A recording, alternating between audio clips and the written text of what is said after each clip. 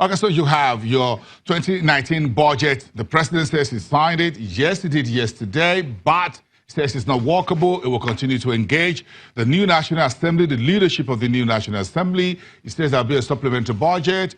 He says he wasn't pleased with how the outgoing National Assembly tinkered with hundreds of projects by the executive and cut about 400 billion naira out of it, and says it will be very difficult to deliver the outlook of the ERGP within the 2019 budget as was sent back to him by the National Assembly. This part of what you're seeing, oil prices is back at about $70 a barrel. That's some good news, but we have to deal with minimum wage and all of that. Let's bring Adimo Kwesa in here to give us a sense of where all of this put together in a basket. What does it mean for you? Good morning. Good morning, Bosun. Adim, of course, is a member of the economic think tank at Financial Derivatives Company. The big story is the budget.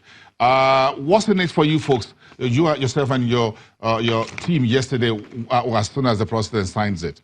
What do you think the 411 is? Yes, it's certainly positive. The president has a final assent to the budget, but we have to remember this time 4 years ago, it took about 6 months before the cabinet was appointed. That resulted in a large amount of policy inertia. The hope is that the repeat of that doesn't happen this year. So let's hope that a new cabinet is appointed in a timely fashion, and with that, capital votes to be disbursed, capital expenditure can be kickstarted, and that will provide much needed physical stimulus for the economy. Okay, so for you folks, things one, whatever the budget is, it's been signed, it needs to be implemented. To implement it, you need a cabinet. Yes. And that's taken as given. But again, there's going to be a lot of spending, and part of this will have to do with the new minimum wage, which the Labour Minister says will be implementable from April the 16th when it was signed by Mr. President, which means well, it had to come with the April salary. Yes. But we're already in May. May, yeah. Yep. So that at least at the federal level. Yes, and the effect of that is that liquidity, monetary liquidity in our system will increase by a significantly large amount. There's a lot of money in the system at this point. Workers' disposable income has increased, which is certainly positive. But the effect of that on commodity prices is that it will likely increase some specific commodity prices. FDC did a survey not too long ago and found out that most commodity prices increased compared to the previous month. The effect of that is largely due to Ramadan. Ramadan is coming to a close, and the start of the planting season, which is in about the second month. So if you combine higher consumer disposable income coupled with those factors I just mentioned, we should see commodity prices increase. There's a bit of a cocktail of issues in the burning economic issues, and I think we just need to put that on the screen for our viewers to see. We're just trying to take one or two. It looks like when I said cocktail. So take us one after the other. We'll talk about the signing of the budget, about 8.9 trillion, but a few others there. Take us through that quickly in a few seconds, Adim. Yes, one point I would like to touch on is MTN's market listing is subject of unusual scrutiny. I think the key word there is unusual, particularly given MTN's awkward history in Nigeria.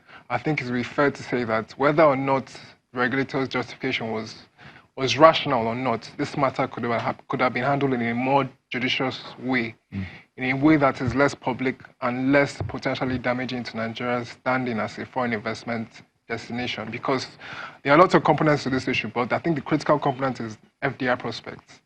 The global market space is characterized by fierce competition between economies for limited investment resources. So, whereas portfolio investors are more concerned about how easy they can take their money out of the country, foreign investors are more concerned about the operating environment. The perception is that Nigeria's operating environment is unfriendly.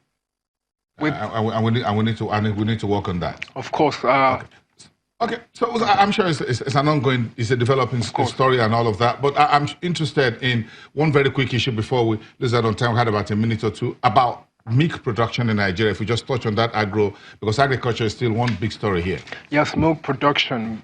One interesting fact is that a positive correlation between livestock production and milk consumption, but the inverse applies to Nigeria. Nigeria is the largest producer of livestock in Africa, but our milk production is negligible. We produce roughly a very marginal amount of milk. We have to import about 1.4 billion worth of milk every year from countries like Netherlands, New Zealand and the US. Why? Because it's not a matter of climate or weather. It's because our system of managing this livestock is archaic.